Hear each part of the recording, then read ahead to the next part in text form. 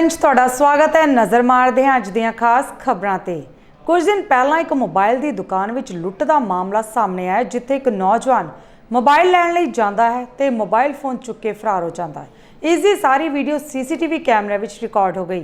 इस तरह का एक होर मामला सामने आया तरनतारन में, जिथे एक परिवार कार में बैठ के आता है तो कलसी मोबाइल तो नवा मोबाइल दिखाने लई आखदा है तो फिर दुकानदार नूं यह कह के फोन बाहर लैके जाता है कि उसकी घरवाली ते बच्चा कार में बैठे हैं तो उन्होंने फोन दिखाने लई लैके जा रहा है। तो जिवें ही वो फोन बाहर लैके गया तो रफो चक्कर हो गया, पर घटना CCTV कैमरे में रिकॉर्ड हो गई। ਤੁਹਾਡੀ ਦੁਕਾਨ ਦਾ ਕੀ ਨਾਮ? ਕਲਸੀ ਟੈਲੀਕਾਮ ਜੀ। ਕੀ ਗੱਲਬਾਤ ਹੋਈ ਹੈ ਕਿ ਜਿਹੜੀ ਤੁਸੀਂ ਫੋਟੋਆਂ ਜਿਹੜੀਆਂ ਵਾਇਰਲ ਕੀਤੀਆਂ ਹੋਈਆਂ?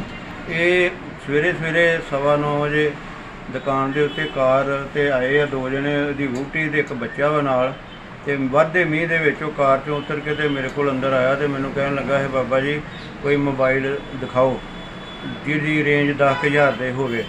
ਤੇ ਮੈਂ ਕਿਹਾ ਵੀ ਕਾਕਾ ਜਿਹੜਾ, ਪਹਿਲਾਂ ਮੈਨੂੰ ਇਹ ਵੀ ਪੁੱਛਿਆ ਵੀ ਕਾਕਾ ਕਿੱਥੇ ਆ ਤੁਹਾਡਾ, ਮੈਂ ਕਿਹਾ ਵੀ ਇੱਥੇ ਹੀ ਉੱਪਰ ਹੀ ਆ ਤੇ ਮੈਂ ਉਹਨੂੰ ਬੁਲਾ ਦਿੰਦਾ। ਆਂਦਾ ਉਹਨਾਂ ਨੂੰ ਕੀ ਬੁਲਾਉਣਾ ਵਾ, ਤੁਸੀਂ ਪਹਿਲਾਂ ਮੈਨੂੰ ਪਸੰਦ ਕਰਾ ਲਓ ਤੇ ਬਾਅਦ 'ਚ ਉਹਨਾਂ ਨਾਲ ਗੱਲ ਕਰ ਲੈਂਦੇ ਆ। ਤੇ ਮੈਂ ਕਦੀ, ਮੈਨੂੰ ਮੋਬਾਈਲਾਂ ਬਾਰੇ ਬਹੁਤੀ ਜਾਣਕਾਰੀ ਨਹੀਂ ਗੀ। ਮੈਂ ਇਹਦਾ ਕਾਕੇ ਦਾ ਮਾਲਕ ਦੁਕਾਨ ਜਿਹੜਾ ਉਹਦਾ ਡੈਡੀ ਆ, ਤੇ ਮੈਂ ਇਹਨੂੰ ਫੋਨ ਲਾਤਾ ਕਾਕੇ ਨੂੰ ਉੱਪਰ, ਤੇ ਇਹਨੇ ਕਾਕੇ ਨੇ ਫਿਰ ਮੈਨੂੰ ਦੱਸਿਆ ਵੀ ਉੱਪਰ 12C ਮੋਬਾਈਲ ਪਿਆ ਵਾ ਦੁਕਾਨ ਤੇ, ਉਹ ਇਹਨੂੰ ਵਿਖਾ ਦਿਓ।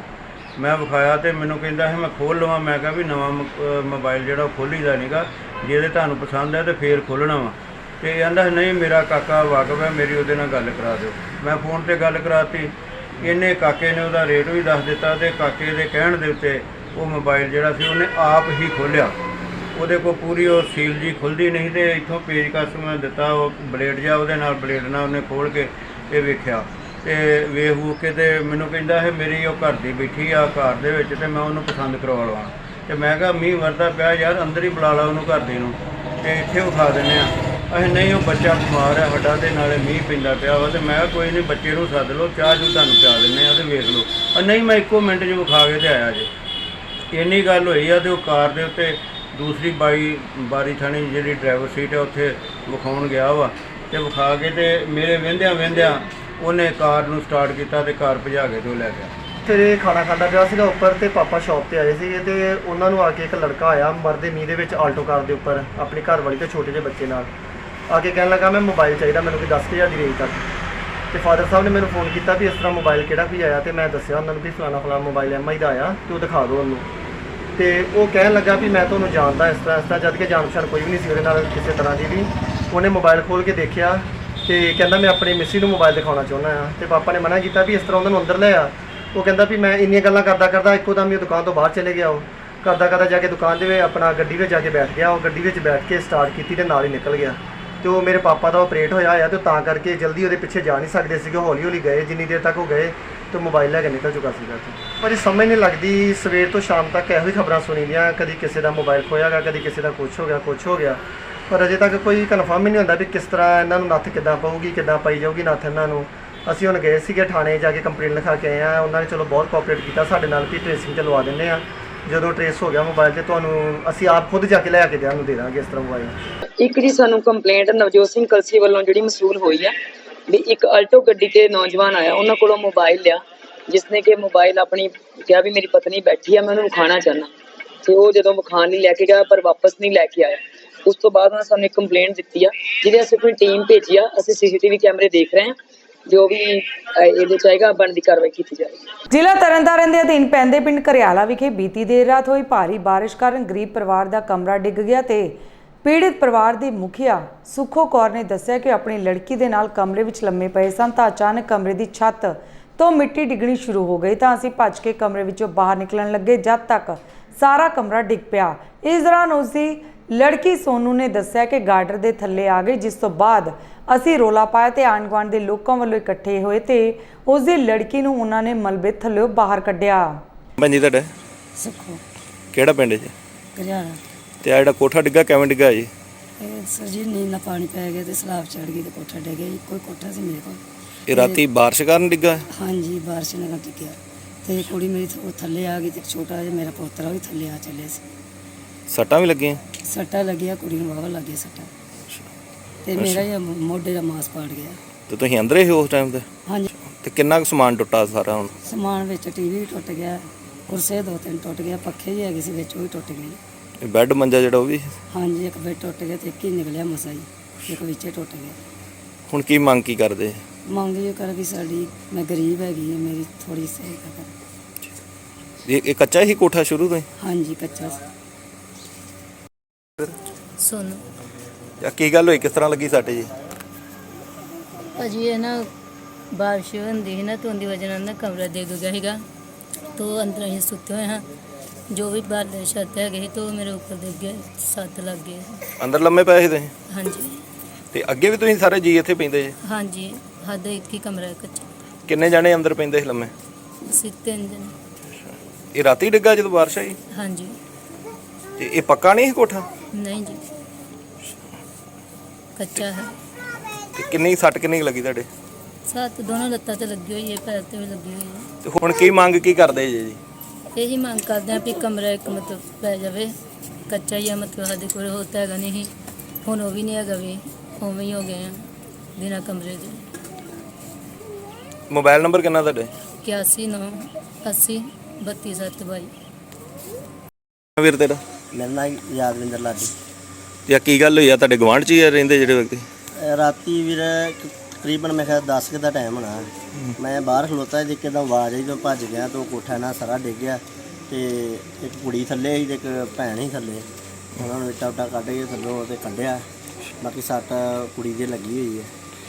ਤੇ ਤਕਰੀਬਨ ਆਪਾਂ ਵੇਖਣ ਹੀ ਦੇ ਤਿੰਨ ਕਿੰਨੀਆਂ ਬਾਰਿਸ਼ਾਂ ਹੁੰਦੀਆਂ, ਤੋਂ ਮਤਲਬ ਕੱਲ ਵੀ ਬਾਰਿਸ਼ ਹੋਈ, ਉਹਦੀ ਵਜ੍ਹਾ ਨਾਲ ਇਹ ਸਾਰਾ ਕੁਝ ਹੋਇਆ ਹੈ। ਬੀਤੀ ਰਾਤ ਸਥਾਨਕ ਸਰਕਾਰੀ ਹਸਪਤਾਲ ਵਿੱਚ ਜ਼ਖਮੀ ਹੋਏ 2 ਗੁੱਟਾਂ ਦੇ ਅੱਧੇ ਦਰਜਨ ਵਿਅਕਤੀ ਜਿਵੇਂ ਹਸਪਤਾਲ ਵਿੱਚ ਦਾਖਲ ਕਰਵਾਉਣ ਲਈ ਪੁੱਜੇ ਤਾਂ ਉਹਨਾਂ ਨੇ ਹਸਪਤਾਲ ਦੀ ਐਮਰਜੈਂਸੀ ਵਿੱਚ ਹੰਗਾਮਾ ਕਰ ਦਿੱਤਾ।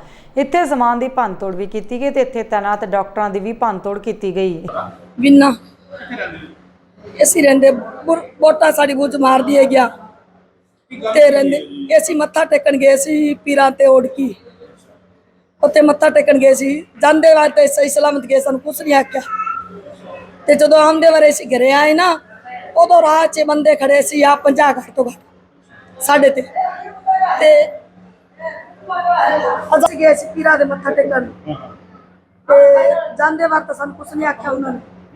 ਜਦੋਂ ਆਉਂਦੇ ਵਾਰੀ ਅਸੀਂ ਆਏ ਨਾ ਤਾਂ ਘੱਟ ਤੋਂ ਘੱਟ 50 ਬੰਦੇ ਸੀ, ਉਹ ਮੇਰੇ ਬੰਦੇ ਦੇ ਪੈ ਕੇ ਗੱਲ, ਤੇ ਮੈਂ ਉਹਨਾਂ ਦੇ ਇਹਦੇ ਉੱਤੇ ਡਿੱਗੀ, ਮੇਰੇ ਬੰਦੇ ਦੇ ਤੇ ਮੇਰੇ ਬੰਦੇ ਦੇ ਉੱਤੇ ਡਿੱਗੀ। ਮੈਨੂੰ ਉਹਨਾਂ ਨੇ ਡਾਂਗਾ ਡੂੰਗਾ ਮਾਰੀਆਂ, ਸਿਰ ਤੇ ਉਹਨਾਂ ਨੇ ਮੈਨੂੰ ਸੱਟ ਨਹੀਂ ਮਾਰੀ ਸੀ। ਤੇ ਜਦੋਂ ਅਸੀਂ ਦਾਖਲ ਹੋਣਾ ਇੱਥੇ, ਉਹ ਸਾਡੇ ਪਿੱਛੇ ਹੋਰ ਆ ਗਏ, ਇੱਥੇ ਪਿੱਛੇ ਆ ਗਏ ਹਸਪਤਾਲ ਦੇ ਵਿੱਚ। ਪਿੱਛੇ ਆ ਕੇ ਨਾ ਫਿਰ ਉਹਨਾਂ ਨੇ ਮੈਨੂੰ ਸੱਟਾਂ ਮਾਰੀਆਂ। ਨਹੀਂ ਇੱਧਰ ਕੀ ਗੱਲ ਹੋਈ ਸੀ? ਇੱਧਰ ਤਾਂ ਅਸੀਂ ਦਾਖਲ ਹੋਣਾ ਆਏ ਸੀ ਤੇ ਉਹ ਸਾਡੇ ਪਿੱਛੇ ਆ ਗਏ। ਕਿਹੜੇ ਕਿਹੜੇ ਬੰਦੇ ਹੋਰ ਤੁਹਾਡੇ ਨਾਲ ਦਾਖਲ ਹੋਏ ਆ, ਜਿਹੜੇ ਤੁਸੀਂ ਤੁਹਾਡੇ ਪਕਸ਼ ਦੇ ਦਾਖਲ ਹੋਏ ਘਾਇਲ? ਇੱਕ ਸਿੰਮਾ, ਇੱਕ ਸੰਦੀਪ ਤੇ ਸੋਨੀ, 3 ਜਣੇ ਦਾਖਲ। ਹਾਂ, ਇੰਨੀ ਮੋਟਰਸਾਈਕਲ ਮੇਰਾ ਉਹਨਾਂ ਨੇ ਬੰਦ ਦਿੱਤੀ। ਹਾਂ, ਅਸੀਂ ਭੱਜ ਕੇ ਨਿਕਲੇ, ਖੁਈਆਂ ਸਾਰੇ ਰੋਡ ਦੇ ਉੱਤੇ। ਉਹ ਕਹਿੰਦੇ ਸੜਕ ਸਾਡੀ ਹੈਗੀ ਸੀ, ਲੱਗਣ ਨਹੀਂ ਦਿੰਦੇ ਤੁਹਾਨੂੰ। ਮੈਡਮ ਕੱਲ ਸਰਕਾਰੀ ਹਸਪਤਾਲ ਦੀ ਐਮਰਜੈਂਸੀ ਚ ਰੌਲਾ ਆਇਆ, 2 ਗੁੱਟ ਆਪਸ ਵਿੱਚ ਭਿੜੇ, ਕੀ ਕਾਰਵਾਈ ਕੀਤੀ ਗਈ ਹੈ? ਕੋਈ ਪੁਲਿਸ ਨੂੰ ਕਿਹਾ ਗਿਆ ਇਸ ਸੰਬੰਧ? ਹਾਂਜੀ, ਸਾਨੂੰ ਪਤਾ ਰਾਤੀ ਨਾ 12-1 ਵਜੇ 2 ਗੁੱਟ ਜਿਹੜੇ ਆਪਸ 'ਚ ਲੜ ਪੜੇ ਆ ਤੇ ਇਹਨਾਂ ਨੇ ਆਪਸ 'ਚ ਬਹੁਤ ਹੁੜਦੰਗ ਮਚਾਇਆ, ਆਪਸ 'ਚ ਇੱਕ ਦੂਜੇ ਨੂੰ ਵੀ ਇੱਟਾਂ ਵੱਟੇ ਮਾਰੇ ਆ। ਸਾਡੇ ਵੀ ਐਮਰਜੈਂਸੀ ਸ਼ੀਸ਼ੇ ਟੁੱਟ ਗਏ ਤੇ ਅਸੀਂ ਇਹਦੇ ਵਾਸਤੇ ਇਹਦੇ ਕਰਕੇ ਜਿਹੜਾ ਸਾਡੇ ਸਾਰੇ ਜਿਹੜੇ ਸਟਾਫ ਮੈਂਬਰ ਹੈ ਉਹਨਾਂ ਦੇ ਜਿਹੜੇ ਐਮਰਜੈਂਸੀ ਉਹਨਾਂ 'ਚ ਵੀ ਬੜਾ ਮਾਹੌਲ ਜਿਹੜਾ ਹੈ ਉਹ ਡਰ ਦਾ ਵੀ ਹੈ ਤੇ ਗੁੱਸੇ ਦਾ ਵੀ ਹੈ ਵੀ ਇਸ ਤਰ੍ਹਾਂ ਕੰਮ ਕਰਨਾ ਬਹੁਤ ਔਖਾ ਹੈ। ਅਸੀਂ ਹੁਣ ਜਿਹੜੀ ਇਹਦੇ 'ਤੇ ਪੁਲਿਸ ਦੀ ਇਨਫੋਰਮੇਸ਼ਨ ਭੇਜ ਦਿੱਤੀ ਹੈ ਤੇ ਅਸੀਂ ਇਹ ਮੰਗ ਕਰਦੇ ਹਾਂ ਕਿ ਸਾਨੂੰ ਇੱਕ ਪੁਲਿਸ ਚੌਕੀ ਤੈਨਾਤ ਕੀਤੀ ਜਾਏ, ਕਿਉਂਕਿ ਜਿਹੜੇ ਰਾਤੀ ਇੱਕ ਪੁਲਿਸ ਦਾ ਮਨਜ਼ੂਰ ਹੋਣਾ ਚਾਹੀਦਾ ਹੈ, ਕਿਉਂਕਿ ਸਾਨੂੰ ਬਹੁਤ ਦਿੱਕਤ ਆਉਂਦੀ ਹੈ ਇਹਦੇ ਨਾਲ। ਦੂਸਰੇ ਜਿਹੜੇ ਪੇਸ਼ੈਂਟ ਹੈ ਉਹ ਵੀ ਡਰ ਜਾਂਦੇ ਹੈ, ਉਹਨਾਂ ਦੀ ਵੀ ਬਹੁਤ ਮਤਲਬ ਪਰੇਸ਼ਾਨੀ ਹੁੰਦੀ ਹੈ ਤੇ ਇਸ ਕਰਕੇ ਇਹਦੇ ਵਿੱਚ ਸਾਨੂੰ ਜੂਰੀ ਪੁਲਿਸ ਚੌਕੀ ਦੀ ਡਿਮਾਂਡ। ਜ਼ਿਲ੍ਹਾ ਤਰਨਤਾਰਨ ਦੇ ਪਿੰਡ ਨਾਗੋਗੇ ਵਿਖੇ ਬੀਤੇ ਦਿਨ ਪੈ ਰਹੀ ਭਾਰੀ ਬਾਰਿਸ਼ ਦੇ ਕਾਰਨ ਪਿੰਡ ਦੇ ਗਰੀਬ ਲੋਕਾਂ ਦੇ ਕੋਠੇ ਡਿੱਗਣ ਦੀ ਕਗਾਰ ਤੇ ਹਨ। ਇਸ ਮੌਕੇ ਲੋਕਾਂ ਨੇ ਪੱਤਰਕਾਰਾਂ ਨੂੰ ਜਾਣਕਾਰੀ ਦਿੰਦੇ ਹੋਏ ਪਿੰਡ ਦੇ ਲੋਕਾਂ ਨੇ ਦੱਸਿਆ ਕਿ ਪਿਛਲੇ ਦਿਨਾਂ ਤੋਂ ਭਾਰੀ ਬਾਰਿਸ਼ ਜੋ ਕਿ ਮੁਸੀਬਤ ਬਣੀ ਹੋਈ ਹੈ। ਉਹਨਾਂ ਕਿਹਾ ਕਿ ਉਹਨਾਂ ਦੇ ਘਰਾਂ ਦੀਆਂ ਕੰਧਾਂ ਵਿੱਚ ਤਰੇੜਾਂ ਪੈ ਗਈਆਂ ਨੇ ਤੇ ਕਈਆਂ ਦੇ ਘਰਾਂ ਵਿੱਚ ਛੱਤਾਂ ਪੂਰੀ ਤਰ੍ਹਾਂ ਡਿੱਗ ਚੁੱਕੀਆਂ ਤੇ ਇਸ ਮੌਕੇ ਸਰਕਾਰਾਂ ਦੇ ਵਿਰੁੱਧ ਬੋਲਦਿਆਂ ਉਹਨਾਂ ਕਿਹਾ ਹੈ ਕਿ ਕੇਵਲ ਚੋਣਾਂ ਦੇ ਸਮੇਂ ਹੀ ਵੋਟਾਂ ਲੈਣ ਲਈ ਉਹਨਾਂ ਦੇ ਨਾਲ ਤਰ੍ਹਾਂ ਦੇ ਵਾਅਦੇ ਕੀਤੇ ਜਾਂਦੇ ਹਨ ਪਰ ਉਹਨਾਂ ਨੂੰ ਪੂਰਾ ਨਹੀਂ ਕੀਤਾ ਜਾਂਦਾ। ਸਾਡੇ ਘਰਾਂ ਦਾ ਨੁਕਸਾਨ ਬਹੁਤ ਜ਼ਿਆਦਾ ਹੈ ਜੀ ਬਾਰਿਸ਼ ਕਾਰਨ, ਤੇ ਕੁਝ ਸਾਡੇ ਮਤਲਬ ਪੁਰਾਣੇ ਤੋਂ ਪੁਰਾਣੇ ਜਿਹੜੇ ਮਕਾਨ ਆ ਤੇ ਅੱਜ ਤੱਕ ਮਤਲਬ ਨਾ ਤੇ ਕੋਈ ਵਿਧਾਇਕ ਆਇਆ ਇੱਥੇ ਤੇ ਨਾ ਸਾਨੂੰ ਕੋਈ ਸਰਕਾਰ ਵੱਲੋਂ ਸਹੂਲਤ ਮਿਲੀ ਆ। ਤੇ ਹੁਣ ਦੀਆਂ ਬਾਰਿਸ਼ਾਂ ਨੇ ਬਹੁਤ ਬੁਰਾ ਹਾਲ ਕਰ ਦਿੱਤਾ, ਛੱਤਾਂ ਡਿੱਗ ਪਈਆਂ ਸਾਡੀਆਂ ਤੇ ਬਹੁਤ ਜ਼ਿਆਦਾ ਨੁਕਸਾਨ ਹੋਇਆ ਵਾ। ਤੇ ਅਸੀਂ ਇਹ ਸਰਕਾਰ ਕੋਲ ਮੰਗ ਕਰਨੀ ਚਾਹੁੰਦੇ ਹਾਂ ਵੀ ਕੋਈ ਵੀ ਵਿਧਾਇਕ ਆ ਕੇ ਸਾਡੇ ਮਤਲਬ ਪਿੰਡ ਦਾ ਜਿਹੜਾ ਮਾਇਨਾ ਕੀਤਾ ਜਾਵੇ, ਵੇਖਿਆ ਜਾਵੇ, ਜਾਂਚ ਕੇ ਜੇ ਤੇ ਕੋਈ ਗਲਤ ਗੱਲ ਹੋਵੇ ਤਾਂ ਉੱਥੇ ਮਤਲਬ ਜਿਹੜਾ ਐਕਸ਼ਨ ਲਿਆ ਜਾਵੇ। ਤੇ ਜੋ ਵੀ ਸਾਡੇ ਘਰਾਂ ਦੀ ਹਾਲਤ ਵਗੀ ਉਹ ਵੇਖ ਕੇ ਤੇ ਸਾਨੂੰ ਮਤਲਬ ਜੋ ਬਣਦਾ ਇਨਸਾਫ ਹੈ ਉਹ ਦਿੱਤਾ ਜਾਵੇ, ਕਿਉਂਕਿ ਸਾਡੇ ਘਰਾਂ ਦੀ ਹਾਲਤ ਤੁਸੀਂ ਵੇਖ ਹੀ ਲਈ ਆ, ਬਹੁਤ ਜ਼ਿਆਦਾ ਮਾੜੀ ਆ। ਛੱਤਾਂ ਟੁੱਟ ਗਈਆਂ ਵਾ, ਬਾਲੇ ਜਿਹੜੇ ਕੋਈ ਚੋਣ ਲਿਆ ਵਾ, ਕੋਈ ਬਹੁਤ ਬੁਰੀ ਹਾਲਤ ਵਾ। ਤੇ ਅਸੀਂ ਇਹ ਸਰਕਾਰ ਕੋਲ ਮੰਗ ਚਾਹੁੰਦੇ ਹਾਂ, ਕਿਉਂਕਿ ਸਰਕਾਰ ਜਿਹੜੀ ਹੁਣ ਮੌਜੂਦਾ ਸਰਕਾਰ ਆ ਬਹੁਤ ਵਧੀਆ ਸਰਕਾਰ ਆ।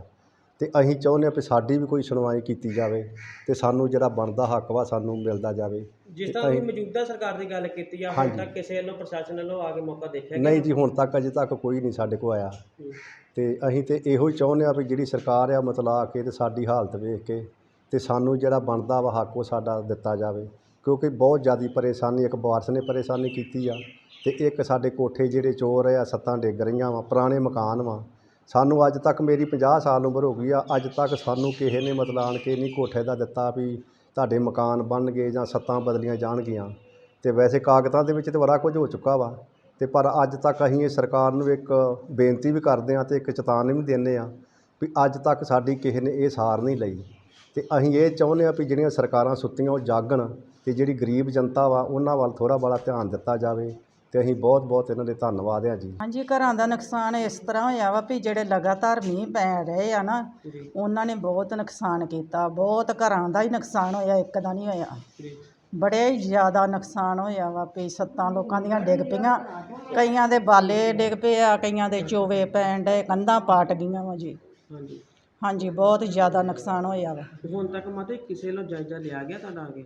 ਨਹੀਂ ਜੀ, ਅਜੇ ਤਾਂ ਇੱਕ ਸਾਨੂੰ ਕਿਸੇ ਨੇ ਵੇਖਿਆ ਨਹੀਂ ਆਣ ਕੇ ਵੀ ਜਾਂ ਛੱਤਾਂ ਕਿਸ ਤਰ੍ਹਾਂ ਵਾ ਡਿੱਗ ਪਈਆਂ ਵਾ ਜਾਂ ਰਹਿ ਗਈਆਂ ਜਾਂ ਕਿਸ ਤਰ੍ਹਾਂ ਨਹੀਂ।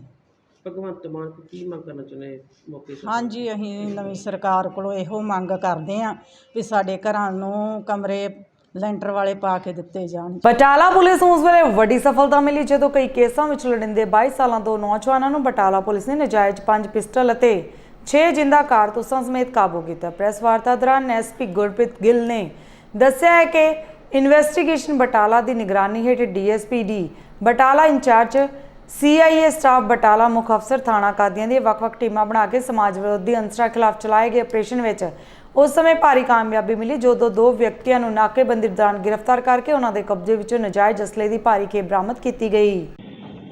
जो मानयोग SSP madam Ashwini Gutiyal IPS SSP Batala ji के दिशा निर्देशों से काम करते हुए जो नजायज़ हथियारों और जुर्म नूं होने तो पहला ही प्रिवेंटिव एक्शन लैंदे हुए बटाला पुलिस ने नजायज़ हथियारों के समेत 2 दोषी काबू किए हैं, जिस विच एक असी 2 दोषी काबू करके ते 5 जिहड़े 32 बोर के पिस्टल बरामद करके एक सानू वड्डी सफलता हासिल हुई है।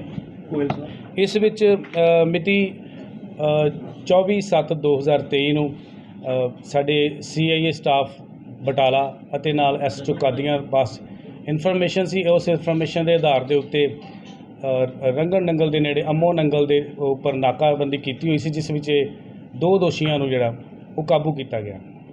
तो इन्हां दोनों दोषियों के नाम हैं गुरप्रीत सिंह उर्फ गोपी पुत्र जगतार सिंह वासी शाहबाद थाना रंगण नंगल। दूजे दोषी का नाम है साजन मसीह पुत्र गरमेज मसीह वासी दीवानीवाल खुर्द थाना सिविल लाइन बटाला जी। जो असला जी कित्थों लैके आंदे सी? जो इन्हां दे कोलों 5 पिस्टल ते 6 रौंद बरामद होए आ। ये MP स्टेट दे विचों इंदौर दे विचों ये जिहड़े वैपन लैके आए ने जी। इन्हां दा रिकॉर्ड दोनों का क्रिमिनल रिकॉर्ड है। मुकदमा नंबर 25 गुरप्रीत सिंह ते पहला ही दर्ज है NDPS एक्ट का। तो साजन मसीह के खिलाफ 379B ते 379 IPC का ते आर्म्स एक्ट के पहला मुकदमे दर्ज, दोनों विचों बेल आउट सी। सो ये हुण इन्हां दे असीं इस मुकदमे की तफ्तीश दे विच 3 दोषी होर नामजद कीते आ, जो इहदे विच जो असीं इन्हां नूं इन्हां 5 जणिਆਂ ने रल के ये जिहड़े वैपन 5 वैपन मंगवाए सी ते इन्हां ने इन्हां वैपनां नूं जदों इन्हां दे कोल हुण पहुँच चुके सी ते हुण इन्हां ने कोई ना कोई जिहड़ी वारदात नूं अंजाम देना सी। ਜੋ ਅਸੀਂ ਇਹਨਾਂ ਨੂੰ ਉੱਥੋਂ ਜਦੋਂ MP ਤੋਂ ਲੈ ਕੇ ਆਏ ਨੇ, ਸਾਨੂੰ ਇਨਫੋਰਮੇਸ਼ਨ ਮਿਲੀ ਤਾਂ ਅਸੀਂ ਇਹਨਾਂ ਨੂੰ ਬਟਾਲੇ 'ਚ ਐਂਟਰ ਕਰਦੇ ਹੋਏ ਅਸੀਂ ਇਹਨਾਂ ਨੂੰ ਨਾਕੇ ਤੋਂ ਪਹਿਲਾਂ ਹੀ ਫੜ ਲਿਆ। ਕਿਹਨੇ ਮੰਗਾਇਆ ਸੀ ਬਾਹਰੋਂ ਕਿਹਨੇ ਮੰਗਾਇਆ? 20,000 ਦੇ 20,000 ਦੇ ਹਾਂਜੀ। ਕਿਹਨੇ ਮੰਗਾਇਆ ਸੀ? ਦੇਣੇ ਸੀ ਕਿਹਨੇ? ਉੱਦਾਂ ਵੇਲੇ ਹਾਂਜੀ। ਨਹੀਂ 2 ਪਰਚੇ ਪਹਿਲਾਂ 5 ਝਿੰਜਾ ਨਾੜ ਦੇ। ਇਹ ਕਿਸੇ ਨੂੰ ਬਾਹਰੋਂ ਪੈਸੇ ਪਾਏ। ਗੁਰਦਾਸਪੁਰ ਦੀ ਪੁਲਿਸ ਨੂੰ ਉਸ ਵੇਲੇ ਵੱਡੀ ਸਫਲਤਾ ਮਿਲੀ ਜਦੋਂ ਇੱਕ ਨਾਕੇ ਦੌਰਾਨ ਇੱਕ ਮਹਿਲਾ ਸਮੇਤ 3 ਲੋਕਾਂ ਨੂੰ 18 ਕਿਲੋ ਹੈਰੋਇਨ ਸਮੇਤ ਕਾਬੂ ਕੀਤਾ। ਪੁਲਿਸ ਮੁਤਾਬਿਕ ਇਹ ਲੋਕੀ ਹੈਰੋਇਨ ਨੂੰ ਸ਼੍ਰੀਨਗਰ ਤੋਂ ਲਿਆ ਰਹੇ ਸਨ ਤੇ ਇਸ ਖੇਪ ਨੂੰ ਅੰਮ੍ਰਿਤਸਰ ਦੇਣਾ ਸੀ। ਪੁਲਿਸ ਮੁਤਾਬਿਕ ਫੜੇ ਗਏ ਤਸਕਰ ਸੰਗਰੂਰ ਤੇ ਮਾਨਸਾ ਜ਼ਿਲ੍ਹੇ ਨਾਲ ਸੰਬੰਧ ਰੱਖਦੇ ਹਨ ਤੇ ਮੁੱਢਲੀ ਪੁੱਛਗਿੱਛ ਦੌਰਾਨ ਇਹ ਗੱਲ ਸਾਹਮਣੇ ਆਈ ਹੈ ਕਿ ਇਸ ਡਰੱਗ ਰੈਕਟ ਦੇ ਮਨਦੀਪ ਸਿੰਘ ਧਾਲੀਵਾਲ ਜੋ ਕਿ ਚਲਾ ਰਿਹਾ ਹੈ ਤੇ ਜਿਹੜਾ USA ਵਿੱਚ ਬੈਠਾ ਹੈ। ਇਹ ਜੋ ਨਸ਼ਾ ਵਿਰੋਧੀ ਮੁਹਿੰਮ ਚੱਲ ਰਹੀ ਹੈ ਗਵਰਨਮੈਂਟ ਦੀ ਤੇ DG ਸਾਹਿਬ ਦੇ ਦਿਸ਼ਾ ਨਿਰਦੇਸ਼ ਅਨੁਸਾਰ ਗੁਰਦਾਸਪੁਰ ਪੁਲਿਸ ਜੋ ਹੈ ਨਾਕਾਬੰਦੀ ਕਰਕੇ ਚੈਕਿੰਗ ਕਰਕੇ ਤਸਕਰਾਂ ਤੇ ਅਗੇਂਸਟ ਤੇ ਜਿਹੜੇ ਸਮਗਲਰਸ ਹੈ ਉਹਨਾਂ ਦੇ ਅਗੇਂਸਟ ਕਾਰਵਾਈ ਲਗਾਤਾਰ ਕਰ ਰਹੀ ਹੈ। ਇਸੀ ਲੜੀ ਦੇ ਵਿੱਚ ਕੱਲ ਰਾਤ ਗੁਰਦਾਸਪੁਰ ਪੁਲਿਸ ਨੂੰ ਵੱਡੀ ਸਫਲਤਾ ਮਿਲੀ ਹੈ, ਜਿਸ ਦੇ ਵਿੱਚ ਇੱਕ ਸਵਿਫਟ ਡਿਜ਼ਾਇਰ ਕਾਰ ਚਿੱਟੇ ਰੰਗ ਦੀ ਜਿਸ ਦਾ ਨੰਬਰ ਹੈਗਾ PB 31Q1679। ਇਸ ਕਾਰ ਦੇ ਵਿੱਚ 3 ਸ਼ੱਕੀ ਵਿਅਕਤੀ ਜਿਹੜੇ ਸੀਗੇ, ਜਿਸ ਦੇ ਵਿੱਚ 2 ਪੁਰਸ਼ ਤੇ 1 ਮਹਿਲਾ ਹੈ, ਉਹਨਾਂ ਨੂੰ ਚੈਕਿੰਗ ਕੀਤੀ ਗਈ ਸੀ। ਚੈਕਿੰਗ ਦੌਰਾਨ ਉਹਨਾਂ ਦੀ ਜਿਹੜੀ ਗਤੀਵਿਧੀ ਸੀ ਉਹ ਥੋੜਾ ਸ਼ੱਕੀ ਲੱਗੀ, ਜਿਸ ਦੇ ਆਧਾਰ ਤੇ ਉਹਨਾਂ ਦੀ ਗੱਡੀ ਦੀ ਥੋਰੋ ਸਰਚ ਕੀਤੀ ਗਈ, ਜਿੱਥੋਂ ਪੁਲਿਸ ਨੂੰ 17 ਪੈਕੇਟ ਹੈਰੋਇਨ ਦੇ ਮਿਲੇ ਹਨ, ਸਸਪੈਕਟਡ ਹੈਰੋਇਨ ਦੇ ਮਿਲੇ ਹਨ। ਉਹ 17 ਪੈਕੇਟ ਦਾ ਜਿਹੜਾ ਕੁੱਲ ਮਿਲਾ ਕੇ ਵਜ਼ਨ ਹੈਗਾ ਉਹ ਅਰਾਊਂਡ 17.960 ਹੈ, ਕਰੀਬ 18 ਕਿਲੋ ਹੈਰੋਇਨ ਜੋ ਹੈ ਉਹਦੇ ਵਿੱਚ ਸੀਗੀ। ਇਹਨਾਂ ਦੀ ਜਦੋਂ ਫਰਦਰ ਪੁੱਛਗਿੱਛ ਕੀਤੀ ਗਈ ਹੈ ਤਾਂ ਉਹਦੇ ਵਿੱਚ ਇਹ ਚੀਜ਼ ਸਾਹਮਣੇ ਆਈ ਹੈ ਕਿ ਇਹ ਸ਼੍ਰੀਨਗਰ ਤੋਂ ਇਹ ਜਿਹੜਾ ਕੰਸਾਈਨਮੈਂਟ ਹੈ ਡਰੱਗ ਦਾ ਉਹ ਲੈ ਕੇ ਆ ਰਹੇ ਸੀ ਔਰ ਅੱਗੇ ਇਹਨਾਂ ਨੇ ਅੰਮ੍ਰਿਤਸਰ ਨੂੰ ਡਿਲੀਵਰ ਕੀਤਾ। ਕਿੰਨੇ ਦੋਸ਼ੀ ਸੀ ਸਰ ਕਾਰ ਦੇ ਵਿੱਚ ਜਿਹੜੇ ਮੌਕੇ ਤੇ ਫੜੇ ਗਏ ਆ? ਕਾਰ ਦੇ ਵਿੱਚ 3 ਦੋਸ਼ੀ ਸੀਗੇ। 2 ਜਿਹੜੇ ਹੈ ਪੁਰਸ਼ ਹੈ, ਇੱਕ ਦਾ ਨਾਮ ਹੈ ਵਿਕਰਮਜੀਤ ਸਿੰਘ ਉਰਫ ਵਿੱਕੀ, ਇਹ ਜੱਖੋਵਾਲ ਧਰਮਗੜ੍ਹ ਜ਼ਿਲ੍ਹਾ ਸੰਗਰੂਰ ਦਾ ਰਹਿਣ ਵਾਲਾ ਹੈ, ਤੇ ਦੂਜੀ ਜਿਹੜੀ ਦੋਸ਼ਣ ਹੈ ਉਹਦਾ ਨਾਮ ਹੈ ਸੰਦੀਪ ਕੌਰ ਉਰਫ ਹਰਮਨ, ਇਹ ਪਿੰਡ ਮਿਮਸਾ ਦੂਰੀ ਜ਼ਿਲ੍ਹਾ ਸੰਗਰੂਰ ਦੀ ਰਹਿਣ ਵਾਲੀ ਹੈ। ਤੀਜਾ ਦੋਸ਼ੀ ਜਿਹੜਾ ਹੈ ਉਹ ਕੁਲਦੀਪ ਸਿੰਘ ਉਰਫ ਕਾਲਾ ਹੈ, ਇਹ ਵੀ ਵਾਸੀ ਮਾਨਸਾ ਦਾ ਰਹਿਣ ਵਾਲਾ ਹੈ, ਥਾਣਾ ਪਿੱਕੀ ਦਾ। तो ये तीनों दोषी है कि जो ਗੱਡੀ ਦੇ ਵਿੱਚ ਮੌਜੂਦ ਸੀ ਔਰ ਜੋ ਇਹ ਸਮਗਲਿੰਗ ਐਕਟੀਵਿਟੀਜ਼ ਇਹਨਾਂ ਦੇ ਵਿੱਚ ਇਹ ਜਿਹੜੇ ਦੋਨੋਂ ਦੋਸ਼ੀ ਹੈ ਆਪਸ ਦੇ ਵਿੱਚ ਦੋਸਤ ਹੈਗੇ ਔਰ ਜਿਹੜੀ ਲੇਡੀ ਹੈ ਉਹ ਜਿਹੜਾ ਦੋਸ਼ੀ ਵਿਕਰਮਜੀਤ ਹੈ ਉਹਦੇ ਨਾਲ ਲਿੰਕਡ ਹੈ। ਉਹ ਕ੍ਰੋਏਸ਼ੀਆ ਤੋਂ ਹੁਣੀ ਰਿਟਰਨ ਹੋ ਕੇ ਆਈ ਹੈ ਵਾਪਸ 15 ਦਿਨ ਪਹਿਲਾਂ, ਉੱਥੇ 3 ਮਹੀਨਾ ਰਹਿ ਕੇ ਆਈ ਸੀ। ਉਹਨੂੰ ਫਰਦਰ ਵੈਰੀਫਾਈ ਕੀਤਾ ਜਾ ਰਿਹਾ। ਕਿਹੜੇ ਕੰਮ ਕਰਦੇ ਸਰ ਇਹ ਲੋਕ ਇਹਨਾਂ ਦੀ ਜਿਹੜਾ ਐਨਾਲਿਸਿਸ ਕੀਤਾ ਗਿਆ ਤੇ ਇਹਨਾਂ ਦੀ ਪੁੱਛਗਿੱਛ ਕੀਤੀ ਗਈ, ਉਸ ਤੋਂ ਇਹ ਗੱਲ ਸਾਹਮਣੇ ਆਈ ਹੈ ਕਿ ਅਮਰੀਕਾ ਦੇ ਵਿੱਚ ਇੱਕ ਮਨਦੀਪ ਧਾਲੀਵਾਲ ਨਾਮ ਦਾ ਜਿਹੜਾ ਮੁੰਡਾ ਰਹਿੰਦਾ ਹੈ, ਉਹੀ ਇਹਨਾਂ ਨੂੰ ਗਾਈਡ ਕਰਦਾ ਸੀ ਤੇ ਅੱਗੇ ਕਿੱਥੋਂ ਚੁੱਕਣਾ ਸੀ, ਕਿੱਥੋਂ ਇਹਨਾਂ ਨੂੰ ਦੇਣਾ ਸੀ, ਉਹ ਡਾਇਰੈਕਸ਼ਨਸ ਉਹਦੇ ਥਰੂ ਦਿੱਤੇ ਜਾ ਰਹੇ ਸੀ।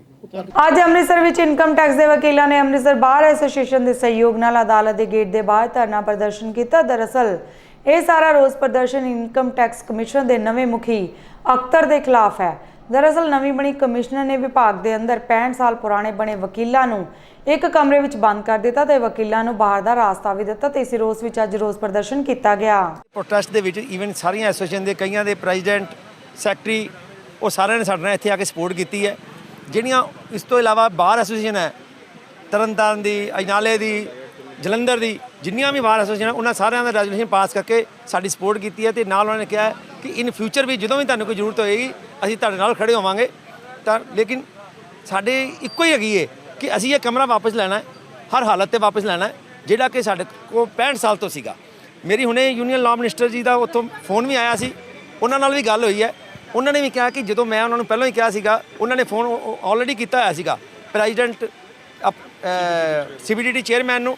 ਉਹਨਾਂ ਨੇ ਉੱਥੋਂ ਉਸ ਟਾਈਮ ਵੀ ਇੰਸਟਰਕਸ਼ਨ ਦਿੱਤੀ ਸੀਗੀ ਕਿ ਸਾਡੀ ITAT ਨੂੰ ਕੋਈ ਰੂਮ ਨਹੀਂ ਚਾਹੀਦਾ, ਜੇ ਚਾਹੀਦਾ ਹੋਏਗਾ ਮੈਂ ਆਪਣੇ ਆਪ ਦੇਖਾਂਗਾ, ਕਿਉਂਕਿ ਇੱਥੇ ਮੈਡਮ ਨੇ ਇਹਨਾਂ ਨੂੰ ਕਿਹਾ ਕਿ ਅਸੀਂ ਇਹ ਰੂਮ ਖਾਲੀ ਕਰਵਾ ਰਹੇ ਹਾਂ ITAT ਵਾਸਤੇ। ਜਦ ਕਿ ITAT ਵਾਲੇ ਨੂੰ ਵੀ ਅਸੀਂ ਮਿਲੇ ਮੈਂਬਰਾਂ ਨੂੰ, ਉਹਨਾਂ ਨੇ ਕਿਹਾ ਵੀ ਸਾਨੂੰ ਰੂਮ ਨਹੀਂ ਚਾਹੀਦਾ, ਅਸੀਂ ਤੇ ਸਿਰਫ ਰਿਪੇਅਰ ਐਂਡ ਰੈਨੋਵੇਸ਼ਨ ਕਰਵਾਉਣੀ ਹੈ। ਸਾਡਾ ਰੂਮ ਜਿਹੜਾ ਉਹਨਾਂ ਕੋਲ ਆਲਰੇਡੀ ਹੈਗਾ ਉਹ ਸਫੀਸ਼ੀਐਂਟ ਹੈ। ਆਪਾਂ ਡਿਸਟ੍ਰਿਕਟ ਬਾਰ ਐਸੋਸੀਏਸ਼ਨ ਤੇ ITPA ਅੰਮ੍ਰਿਤਸਰ ਨੇ ਸਟ੍ਰਾਈਕ ਕੀਤੀ ਹੋਈ ਹੈ। ਇਹ ਸਟ੍ਰਾਈਕ ਆਪਾਂ ਸਾਰੇ ਪੰਜਾਬ ਦੇ ਵਿੱਚ ਕੀਤੀ ਗਈ ਹੈ। ਪੰਜਾਬ ਦੀ ਜਿੰਨੀਆਂ ਬਾਰਸ ਔਰ ਜਿੰਨੀਆਂ ਪ੍ਰੋਫੈਸ਼ਨਲ ਬਾਡੀਜ਼ ਹੈਗੀਆਂ ਮੈਂ ਅੱਜ ਉਹ ਸਾਰੀ ਧਰਨੇ ਤੇ ਬੈਠੀਆਂ ਹੋਈਆਂ। ਧਰਨਾ ਆਪਾਂ ਇਸ ਕਰਨ ਲਗਾਇਆ ਹੈਗਾ ਕਿ CCIT ਅੰਮ੍ਰਿਤਸਰ ਜਹਾਂਜ਼ੇਬ ਅਖਤਰ ਨੇ ਸਾਡਾ ਇਨਕਮ ਟੈਕਸ ਬਾਰ ਦਾ ਕਮਰਾ ਸ਼ੁੱਕਰਵਾਰ ਰਾਤੀ ਸਾਡੇ ਤਾਲੇ ਤੋੜ ਕੇ ਉੱਤੇ ਕਬਜ਼ਾ ਕਰ ਲਿੱਤਾ ਹੈਗਾ ਵਾ। ਉਹਦੇ ਜਦੋਂ ਸੋਮਵਾਰ ਆਪਾਂ ਇਨਕਮ ਟੈਕਸ ਡਿਪਾਰਟਮੈਂਟ ਗਏ ਤੇ ਉਹਨਾਂ ਨੇ ਹੈਵੀ ਪੁਲਿਸ ਫੋਰਸ ਉੱਥੇ ਡਿਪਲੋਏ ਕਰ ਦਿੱਤੀ। ਉੱਥੇ ਐਂਟੀ ਰॉयਟ ਵਾਲੇ ਪੁਲਿਸ ਵਾਲੇ ਲਗਾਏ ਹੋਏ ਸੀ ਤੇ ਉਹਦੇ ਨਾਲ ਵਾਟਰ ਕੈਨਨ ਉੱਥੇ ਲਗਾਏ ਹੋਏ ਸੀ ਕਿ ਉਹਨਾਂ ਨੇ ਚਾਰਟਰਡ ਅਕਾਊਂਟੈਂਟ ਤੇ ਐਡਵੋਕੇਟਸ ਨੂੰ ਇਸ ਤਰੀਕੇ ਟਰੀਟ ਕੀਤਾ ਜਿਵੇਂ ਕਿ ਉਹ ਕ੍ਰਿਮੀਨਲ ਹੁੰਦੇ ਹੈਗੇ ਆ। क्या वो CA और एडवोकेट तो बगैर अपना इनकम टैक्स डिपार्टमेंट चला लेंगे? ਆਪਾਂ ਸਾਡਾ ਇੱਕ ਡੈਲੀਗੇਸ਼ਨ ਪਿਛਲੇ ਹਫਤੇ ਅਰਜੁਨ ਮੇਘਵਾਲ ਜੀ ਜਿਹੜੇ ਸਾਡੇ ਆਨਰੇਬਲ ਲਾਅ ਮਿਨਿਸਟਰ ਹੈ ਉਹਨਾਂ ਨੂੰ ਮਿਲ ਕੇ ਆਇਆ ਸੀ ਦਿੱਲੀ ਦੇ ਵਿੱਚ। ਉੱਥੇ ਆਪਾਂ ਉਹਨਾਂ ਨੂੰ ਦੱਸਿਆ ਸੀ ਕਿ ਭਈ ਸਾਡਾ ਇਸ ਤਰੀਕੇ ਸਾਡੇ ਨਾਲ ਧੱਕਾ ਹੋ ਰਿਹਾ ਹੈ, ਸਾਡਾ ਕਮਰਾ ਲੈਣ ਦੀ ਕੋਸ਼ਿਸ਼ ਕੀਤੀ ਜਾ ਰਹੀ ਹੈ। ਉਹਨਾਂ ਨੇ ਇਮੀਡੀਏਟਲੀ CBDT ਚੇਅਰਮੈਨ ਨੂੰ ਫੋਨ ਕੀਤਾ ਔਰ ਕਿਹਾ ਕਿ ਇਹੋ ਜਿਹੀ ਕੋਈ ਹਰਕਤ ਨਹੀਂ ਹੋਣੀ ਚਾਹੀਦੀ। ਆਪਾਂ ਚਾਰਟਰਡ ਅਕਾਊਂਟੈਂਟਸ ਤੇ ਐਡਵੋਕੇਟਸ ਦੇ ਨਾਲ ਖੜੇ ਹਾਂ, ਪਰ ਫਿਰ ਵੀ ਉਹਨਾਂ ਦੀ ਗੱਲਾਂ ਨੂੰ ਵੀ ਇਗਨੋਰ ਕਰਦੇ ਹੋਏ ਕੋਰਟ ਨੂੰ ਇਗਨੋਰ ਕਰਦੇ ਹੋਏ ਪੁਲਿਸ ਨੂੰ ਇਗਨੋਰ ਕਰਦੇ ਹੋਏ ਇਹ ਆਪਣਾ ਅਤਿਆਚਾਰੀ ਐਟੀਟਿਊਡ ਬਣਾ ਕੇ ਰੱਖਿਆ ਔਰ ਧੱਕੇਸ਼ਾਹੀ ਸਾਡੇ ਨਾਲ ਕਰਦੀ ਪਈ ਹੈ।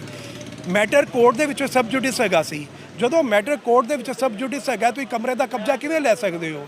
ਆਪਾਂ ਪੁਲਿਸ ਨੂੰ ਇਹਨਾਂ ਦੇ ਖਿਲਾਫ ਜਿਹੜੇ ਵੀ ਆਫੀਸਰ ਹੈਗੇ ਸੀ ਕੰਪਲੇਂਟ ਦਿੱਤੀ ਗਈ ਹੈ ਔਰ ਪੁਲਿਸ ਨੂੰ ਕਿਹਾ ਹੈਗਾ ਵਾ ਕਿ ਇਹਨਾਂ ਦੇ ਖਿਲਾਫ ਜਿਨ੍ਹਾਂ ਲੋਕਾਂ ਨੇ ਸਾਡੇ ਕਮਰੇ ਦਾ ਤਾਲਾ ਤੋੜਿਆ ਹੈਗਾ, ਉੱਥੋਂ ਸਮਾਨ ਕੱਢਿਆ ਹੈਗਾ ਸਾਡਾ, ਉਹਨਾਂ ਦੇ ਖਿਲਾਫ FIR ਕੀਤੀ ਜਾਵੇ। ਜ਼ਿਲ੍ਹਾ ਤਰਨਤਾਰਨ ਦੇ ਵਿਧਾਨ ਸਭਾ ਹਲਕਾ ਅਧੀਨ ਪੈਂਦੇ ਪਿੰਡ ਨਵਾਂ ਪਿੰਡ ਫਤਿਹਪੁਰ ਵਿਖੇ ਜ਼ਮੀਨੀ ਵਿਵਾਦ ਨੂੰ ਲੈ ਕੇ ਦੋ ਧਿਰਾਂ ਆਪਸ ਵਿੱਚ ਟਕਰਾ ਗਈਆਂ ਤੇ ਇਸ ਦੌਰਾਨ ਇੱਕ ਧਿਰ ਵੱਲੋਂ ਗੋਲੀ ਚਲਾਈ ਗਈ ਕਿ ਦੂਜੀ ਧਿਰ ਦਾ ਇੱਕ ਵਿਅਕਤੀ ਗੰਭੀਰ ਰੂਪ ਵਿੱਚ ਜ਼ਖਮੀ ਹੋ ਗਿਆ। ਉਧਰ ਇਸ ਸਾਰੇ ਮਾਮਲੇ ਨੂੰ ਪੁਲਿਸ ਚੌਂਕੀ ਅਲਗੋ ਕੋਠੀ ਦੇ ਇੰਚਾਰਜ ਗੱਜਣ ਨਾਲ ਗੱਲ ਕੀਤੀ ਤਾਂ ਉਹਨਾਂ ਕਿਹਾ ਹੈ ਕਿ ਸਾਡੇ ਕੋਲ ਦੋਵਾਂ ਧਿਰਾਂ ਦੀਆਂ ਵੀਡੀਓ ਆ ਚੁੱਕੀਆਂ ਤੇ ਉਹਨਾਂ ਦੇ ਆਧਾਰ ਤੇ ਬਣਦੀ ਕਾਰਵਾਈ ਕੀਤੀ ਜਾਵੇਗੀ। ਇਹ ਮਸਲਾ ਕਿ ਵੀਰ ਇਸ ਤਰ੍ਹਾਂ ਹੈ ਕਿ ਬਾਪੂ ਜੀ ਬਾਹਰ ਸੀ, ਇਕੱਲੇ ਬਾਪੂ ਜੀ ਬਾਹਰ ਸੀ। ਉਹ 10-12 ਜਣੇ ਆਏ ਆ, ਉਹਨਾਂ ਨੇ ਆਣ ਕੇ ਬਾਪੂ ਜੀ ਨੂੰ ਖਿੱਚ ਕੇ ਬਾਹਣ ਵਿੱਚ ਫੜਿਆ ਹੈ।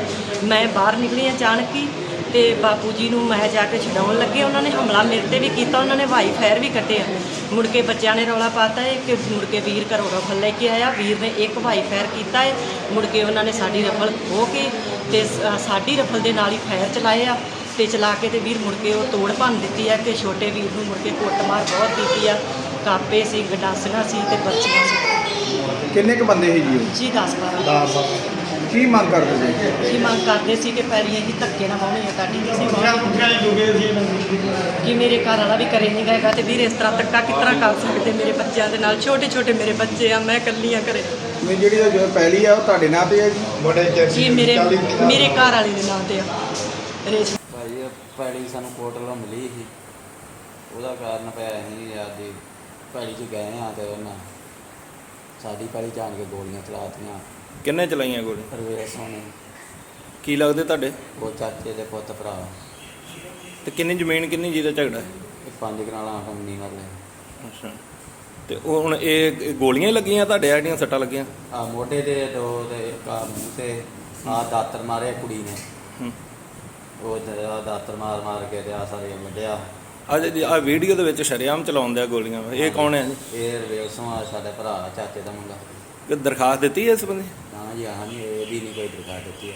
ਪੰਜਾਬ ਸਰਕਾਰ ਵੱਲੋਂ ਨਸ਼ੇ ਨੂੰ ਰੋਕਣ ਲਈ ਪ੍ਰਸ਼ਾਸਨਿਕ ਅਧਿਕਾਰੀਆਂ ਨੂੰ ਸਖਤ ਨਿਰਦੇਸ਼ ਦਿੱਤੇ ਗਏ ਨੇ, ਪਰ ਪ੍ਰਸ਼ਾਸਨਿਕ ਅਧਿਕਾਰੀਆਂ ਦੀ ਢਿੱਲੀ ਕਾਰਗੁਜ਼ਾਰੀ ਕਾਰਨ ਅੱਜ ਵੀ ਕਈ ਪਿੰਡਾਂ ਵਿੱਚ ਨਸ਼ਾ ਧੜੱਲੇ ਨਾਲ ਵਿਕ ਰਿਹਾ ਹੈ। ਚਿੱਟੇ ਦੇ ਨਸ਼ੇ ਕਾਰਨ ਕਈਆਂ ਦੇ ਘਰ ਉਜੜ ਚੁੱਕੇ ਹਨ ਤੇ ਇਸ ਦੇ ਬਾਵਜੂਦ ਵੀ ਇਸ ਨੂੰ ਰੋਕਣ ਲਈ ਪ੍ਰਸ਼ਾਸਨ ਕੋਈ ਠੋਸ ਕਦਮ ਨਹੀਂ ਚੁੱਕ ਰਹੀ।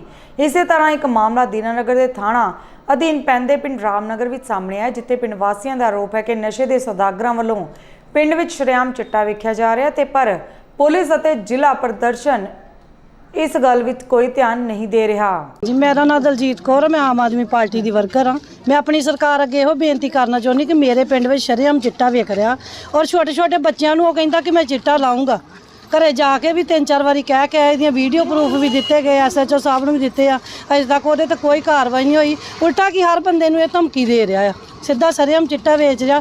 ਬੱਚਿਆਂ ਦੇ ਉੱਤੇ ਬਹੁਤ ਜ਼ਿਆਦਾ ਪ੍ਰੈਸ਼ਰ ਹੋ ਗਿਆ। ਉਹਨਾਂ ਤੇ 20-30 ਹਜ਼ਾਰ ਦਾ ਪੈਸਿਆਂ ਦਾ ਬਿੱਲ ਬਣਾ ਕੇ ਬੈਠਾ, ਕਦੀ ਉੱਥੇ ਦਰਖਾਸਤ ਦੇਣੀ, ਕਦੀ ਕਿਤੇ ਦੇਣੀ। ਮਤਲਬ ਕਿ ਇਹੀ ਧਮਕੀਆਂ ਹੀ ਦੇਈ ਜਾਣ ਡਿਆ ਕਿ ਮੈਂ 2 ਨਗ ਪਾ ਕੇ ਤੇ ਮੈਂ ਉਹਨੂੰ ਫੜਾ ਦੂੰਗਾ, 2 ਨਗ ਪਾ ਕੇ ਉਹਨੂੰ ਫੜਾ ਦੂੰ। ਹਾਲਾਂਕਿ ਹਾਂਜੀ ਇਹਦੀ ਵੀਡੀਓ ਬਣੀ ਹੈ, ਵੀਡੀਓ ਭੇਜੀਆਂ ਵੀ ਗਈਆਂ SHO ਸਾਹਿਬ ਨੂੰ, 2-3 ਅਫਸਰਾਂ ਨੂੰ ਵੀਡੀਓ ਵੀ ਭੇਜੀਆਂ, ਉਹਦੇ ਤੇ ਕੋਈ ਕਾਰਵਾਈ ਨਹੀਂ ਹੋਈ। ਮਤਲਬ ਕਿ ਉਹ ਜਿਹੜਾ ਚਿੱਟਾ ਵੇਚ ਰਿਹਾ ਉੱਤੇ ਕੋਈ ਕਾਰਵਾਈ ਨਹੀਂ। ਜਿਹੜੇ ਮੁੰਡਿਆਂ ਨੇ ਕੱਲ ਚਿੱਟਾ ਵੇਚਣ ਵਾਲੇ ਨੂੰ ਫੜਿਆ ਉਹਦੇ ਤੇ ਉਲਟਾ ਦਰਖਾਸਤ ਦੇ ਕੇ ਆਇਆ ਕਿ ਮੇਰੇ ਤੇ ਦਾਤਰ ਵੱਜਾ। ਹਾਲਾਂਕਿ ਇਹਦੇ ਕੋਈ ਦਾਤਰ ਨਹੀਂ ਵੱਜਾ। ਇਹਦੇ ਪਰਿਵਾਰ ਦੇ ਵਿੱਚੋਂ ਇਹਦੀ ਬੇਟੀ, ਇਹਦੀ ਵਾਈਫ ਜਿਹੜੀ, ਉਹ ਸਾਰਾ ਨਾਲ ਹੋ ਕੇ ਚਿੱਟੇ ਦਾ ਕਾਰੋਬਾਰ ਕਰਨ ਡੇ ਆ। ਔਰ ਲੋਕਾਂ ਸਾਹਮਣੇ ਉਹ ਕਹਿੰਦੇ ਕਿ ਅਸੀਂ ਚਿੱਟੇ ਦਾ ਕੋਈ ਕਾਰੋਬਾਰ ਨਹੀਂ ਕਰਦੇ। ਸਾਰਾ ਰਾਖੀ ਰੱਖਦੀ ਉਹਦੀ ਬੇਟੀ, ਉਹਦੀ ਵਾਈਫ ਬਾਹਰ। ਉਹ ਫੇਰ ਹੀ ਮੁੰਡੇ ਆਉਂਦੇ ਤੇ ਚਿੱਟਾ ਵੇਚਣ ਆ। ਜੇ ਕਿ 3 ਦਿਨ 5-6 ਦਿਨ ਪਹਿਲਾਂ ਹੀ ਅਸੀਂ ਇੱਕ ਗੱਡੀ ਰੋਕੀ ਆ, ਉਹਦੇ ਵਿੱਚ ਸਾਡਾ ਕੋਈ ਖਾਸ ਵਾਕਫ ਮੁੰਡਾ ਨਿਕਲ ਆਇਆ ਕਿ ਜਿਹੜਾ ਕਿ ਉਹ ਮੁੰਡੇ ਨੇ ਪੈਰੀ ਹੱਥ ਲਾ ਕੇ ਕਿਹਾ ਕਿ ਮੈਨੂੰ ਚਾਚਾ ਜੀ ਮੇਰੀ ਤਲਾਸ਼ੀ ਨਾ ਲਵੋ, ਪੁਲਿਸ ਨੂੰ ਫੋਨ ਨਾ ਕਰਿਓ ਕਿ ਮੈਂ ਉਹਦੇ ਕੋਲ ਸਮਾਨ ਲੈ ਕੇ ਆਇਆ ਵਾਂ। ਡੇਲੀ ਮਤਲਬ ਕਿ ਕੱਲ ਵੀ ਚਿੱਟਾ ਹੀ ਇਹਨੇ ਵੇਚਿਆ, ਪਰਸੋਂ ਵੀ ਚਿੱਟਾ ਵੇਚਦਾ, ਕਹਿੰਦਾ ਮੈਂ ਚਿੱਟਾ ਨਹੀਂ ਵੇਚਦਾ। ਔਰ ਮੰਗ ਇਹੋ ਹੀ ਆ ਕਿ ਭਗਵੰਤ ਮਾਨ ਸਰਕਾਰ ਨੂੰ ਇਹੀ ਮੰਗ ਕਿ ਜੇ ਅਸੀਂ ਚਿੱਟੇ ਦੇ ਮਹਿਮ ਦੇ ਅੱਗੇ ਮਤਲਬ ਆਪਣਾ ਸਿੱਧੇ ਹੋ ਕੇ ਅਸੀਂ ਆਏ, ਆਮੋ ਸਾਹਮਣੇ ਆ ਗਏ ਆ, ਤੇ ਫਿਰ ਇਹਦੇ ਤੇ ਪਰਚਾ ਹੋਣਾ ਚਾਹੀਦਾ ਨਾ। ਸਾਡੇ ਬੱਚੇ ਤਾਂ ਬਚ ਜਾਣਗੇ ਜੇ ਇਹੋ ਜਿਹੇ ਜੇਲ੍ਹਾਂ ਵਿੱਚ ਜਾਣਗੇ ਤੇ ਜੇ ਇਹੋ ਜਿਹੇ ਜੇਲ੍ਹਾਂ 'ਚ ਨਹੀਂ ਜਾਣਗੇ, ਸ਼ਰੇਆਮ ਚਿੱਟਾ ਵੇਚਣਗੇ, ਤੇ ਫਿਰ ਸਾਡੇ ਬੱਚਿਆਂ ਦੇ ਤੇ ਮਤਲਬ ਕਿ ਮਾੜਾ ਅਸਰ ਹੀ ਹੋਊਗਾ ਨਾ। ਟੀਕਿਆਂ ਤੇ ਲੱਗ ਗਿਆ 400 ਗੋਲੀ ਇਹਦੇ ਕੋਲ ਜੀਭ ਥੱਲੇ ਰੱਖਣ ਵਾਲੀ ਹੈ। ਤੁਸੀਂ ਦੱਸੋ ਵੀ ਇਹਦੇ ਕੋਲ ਗੋਲੀ ਕਿੱਥੋਂ 400 ਆ ਗਈ? ਬੱਚੇ ਦੱਸਦੇ ਵੀ 150 ਰੁਪਏ ਦੀ ਇਹ ਗੋਲੀ ਦੇਣ ਡਿਆ ਵਾ। ਸਿੰਜਾਂ ਇਹਦੇ ਕੋਲ ਵਾ, ਸਾਰਾ ਕੁਝ ਇਹਦੇ ਕੋਲ ਮਿਲਦਾ ਵਾ। ਇਹਦੇ ਕੋਲ ਜਦੋਂ ਲਾਗੋਂ 200 ਦਾ ਮਿਲ ਜਾਣਾ ਵਾ ਤਾਂ ਫਿਰ ਬਾਜ਼ਾਰ ਜਾਂ ਸ਼ਹਿਰ ਜਾਣ ਦੀ ਲੋੜ ਹੀ ਨਹੀਂ ਪੈਣੀ, ਕਿਉਂਕਿ ਇਹਦੇ ਘਰ ਵਿੱਚੋਂ ਚਿੱਟਾ ਮਿਲ ਡਿਆ ਵਾ। ਮੈਂ ਸੁੱਚਾ ਸਿੰਘ ਰਾਮਨਗਰ, ਸਾਬਕਾ ਚੇਅਰਮੈਨ ਮਾਰਕੀਟ ਕਮੇਟੀ ਗੁਰਦਾਸਪੁਰ। ਮੈਨੂੰ ਪਤਾ ਲੱਗਾ ਸੀਗਾ ਵੀ ਇੱਥੇ ਤੁਸੀਂ ਪ੍ਰੈਸ ਵਾਲੇ ਪਹੁੰਚੇ ਹੋਏ ਆ। ਮੈਂ ਤੁਹਾਡਾ ਇੱਥੇ ਆਉਣ ਤੇ ਜੀ ਆਇਆਂ ਨੂੰ ਕਰਦਾ, ਤੇ ਤੁਸੀਂ ਨਸ਼ੇ ਦੇ ਸੰਬੰਧ ਵਿੱਚ ਆਏ, ਬਹੁਤ ਤੁਹਾਡਾ ਇੱਥੇ ਆਉਣ ਤੇ ਧੰਨਵਾਦ ਆ। ਲੇਕਿਨ ਅਸੀਂ ਕੱਲ੍ਹ ਵੀ ਇੱਕ ਰਾਜੀਨਾਮਾ ਜਿਹਾ ਕਰਾਇਆ ਉੱਥੇ ਬੈਠ ਕੇ। ਉਹ ਰਾਜੀਨਾਮੇ ਵਿੱਚ ਇਹ ਅਸੀਂ ਲਿਖਿਆ ਸੀਗਾ, ਜਿਹੜਾ ਬੰਦਾ ਨਸ਼ਾ ਵੇਚੇਗਾ, ਜਿਹੜਾ ਬੰਦਾ ਨਸ਼ਾ ਪੀਵੇਗਾ, ਉਹਦੇ ਖਿਲਾਫ ਮਤਲਬ ਜਿਹੜੀ ਕਾਨੂੰਨੀ ਕਾਰਵਾਈ ਕਰਾਵਾਂਗੇ। ਔਰ ਉਹਨਾਂ ਦੇ ਮਗਰ ਨਾ ਕੋਈ ਥਾਣੇ, ਨਾ ਕੋਈ ਉਹਨਾਂ ਦੀ ਕੋਈ ਜ਼ਮਾਨਤ ਕਰਾਏਗਾ, ਤੇ ਜੇ ਜ਼ਮਾਨਤ ਕਰਾਏਗਾ ਤੇ ਸਮਝੋ ਵੀ ਉਹ ਮਤਲਬ ਖੁਦ ਇਹ ਕੰਮ ਕਰਵਾ ਰਿਹਾ ਹੋਏਗਾ। ਅਸੀਂ ਕੱਲ੍ਹ ਪੜ੍ਹ ਕੇ ਅਸੀਂ ਬਕਾਇਦਾ ਤੁਹਾਨੂੰ WhatsApp ਵੀ ਮੇਰੇ ਖਿਆਲ ਕਰ ਦਿੱਤੀ ਆ, ਤੇ ਅਸੀਂ ਨਸ਼ੇ ਦੇ ਖਿਲਾਫ ਹਾਂ। ਭਾਵੇਂ ਕੋਈ ਵੀ ਜਿਹੜਾ ਧੀ ਪੁੱਤ ਨਸ਼ੇ 'ਤੇ ਲੱਗ ਜਾਂਦਾ, ਉਸ ਘਰ ਦਾ ਬੇੜਾ ਗਰਕ ਹੋ ਜਾਂਦਾ। ਇੱਕ ਚੰਗੀ ਇਨਸਾਨੀਅਤ ਦੇ ਨਾਂ ਦੇ ਉੱਤੇ ਤੇ ਮੈਂ ਹੁਣ ਵੀ ਹੱਥ ਜੋੜ ਕੇ ਬੇਨਤੀ ਕਰਦਾ, ਜਿਹੜੇ ਵੇਚਦੇ ਉਹ ਬੰਦ ਕਰ ਦੇਣ। ਜੇ ਪੀਣ ਵਾਲੇ ਕੋਈ ਦਿੱਕਤ ਵਿਚਾਰੇ ਕਿ ਦਾਖਲ ਦੁਖਲ ਹੋ ਕੇ ਆਪਣਾ ਇਲਾਜ ਕਰਾਉਣ, ਦੱਸ ਦੇਣ ਵੀ ਸਾਨੂੰ ਇਹ ਪ੍ਰੋਬਲਮ ਹੈ ਵਾ। ਇਲਾਜ ਬੜੇ ਵਧੀਆ ਹੁਣ ਚੱਲ ਪਏ ਨੇ। ਕਿੰਨੇ ਕੁ ਲੋਕ ਹੈ ਜਿਹੜੇ ਪਿੰਡ 'ਚ ਨਸ਼ਾ? ਮੇਰੇ ਖਿਆਲ 'ਚ ਵੀ ਹੈ ਹੀ ਆ ਜੀ, ਸਮਝਦੇ ਤੁਸੀਂ ਹੈਗੇ ਆ।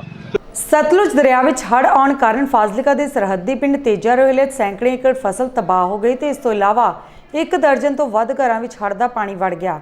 ਇਸ ਕਾਰਨ ਇਹਨਾਂ ਦੇ ਡਿੱਗਣ ਦਾ ਖਤਰਾ ਬਣਿਆ ਹੈ ਤੇ ਇਹ ਹੜ੍ਹ ਦੂਜੀ ਵਾਰ ਆਇਆ ਹੈ।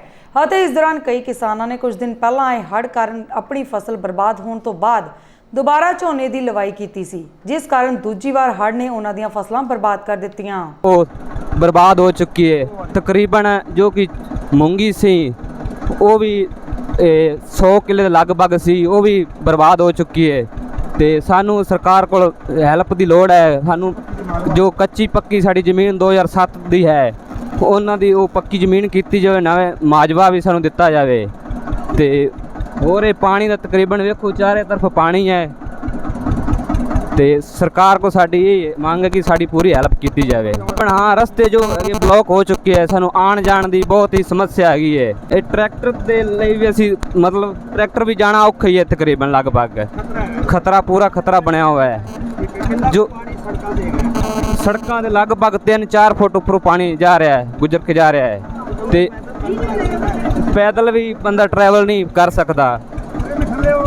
ਇੰਨਾ ਕੁ ਰਫ਼ਤਾਰ ਹੈ ਪਾਣੀ ਦੀ, ਬੰਦਾ ਟਰੈਵਲ ਕਰਨ ਲਈ ਅਗਾਂਹ ਹੌਲੀ ਦੱਸਿਆ ਜਾ ਰਿਹਾ। ਜੋ ਕਿ ਪਿੰਡ ਦੇ ਲਗਭਗ ਪਿੰਡ ਹੀ ਬਚ ਚੁੱਕਿਆ ਹਾਲੀ ਕਿ ਪਾਣੀ ਹੋਰ ਵੀ ਆਉਣ ਦੀ ਸਮੱਸਿਆ ਹੈ। ਸਾਡੀ ਇਹ ਹੈਗੀ ਹੱਲ ਕਿ ਸਰਕਾਰ ਸਾਡੀ ਪੂਰੀ ਹੈਲਪ ਕਰੇ।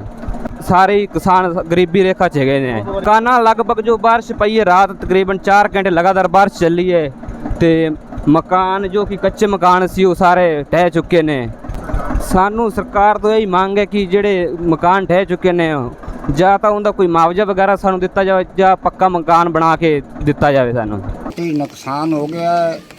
ਇਹ 25% ਕੋਈ ਹਿੱਸਾ ਖੇਤੀ ਦਾ ਬਚਿਆ ਹੈ, ਤੇ ਦੂਜਾ ਤਾਂ 100 ਦਾ 72 ਤਾਂ ਮਤਲਬ ਉਹਦਾ ਕੱਖ ਨਹੀਂ ਰਿਹਾ।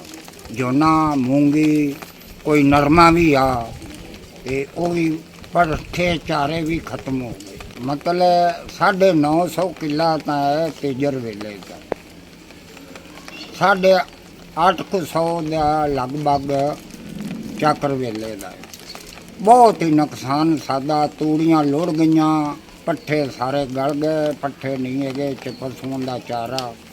अगे सेवेदार आंदे सी, वो बेचारे सेवा कर जाते, हुण पानी अगे नालों भी अद्धा फुट ज़्यादा हो गया बारिश कारण। कई मकान भी साडे गिरदे पे ने, परमिशन गौरमेंट दे विच बैठे हैं, कच्चे पक्के थाई नीआं बैठिया जांदियां ने बारिशां नाल। पानी बिल्कुल पिंड दे नाल लग गया। प्रशासन सानू वध तो वध मदद करन।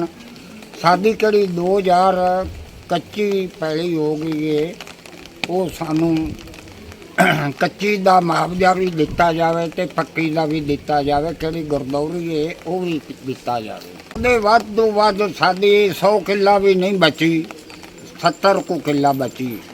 दूई सारी साडी दोवां पिंडां च चाकर वेला ते तेजर वेले च मतलब बहुत नुकसान भारी हो गया। डुब गया, वो भी डुब गया। सादा ना 5000 तो हैगी लवाई, ते करीबन वाह भी 2000 का फंड लाएगा।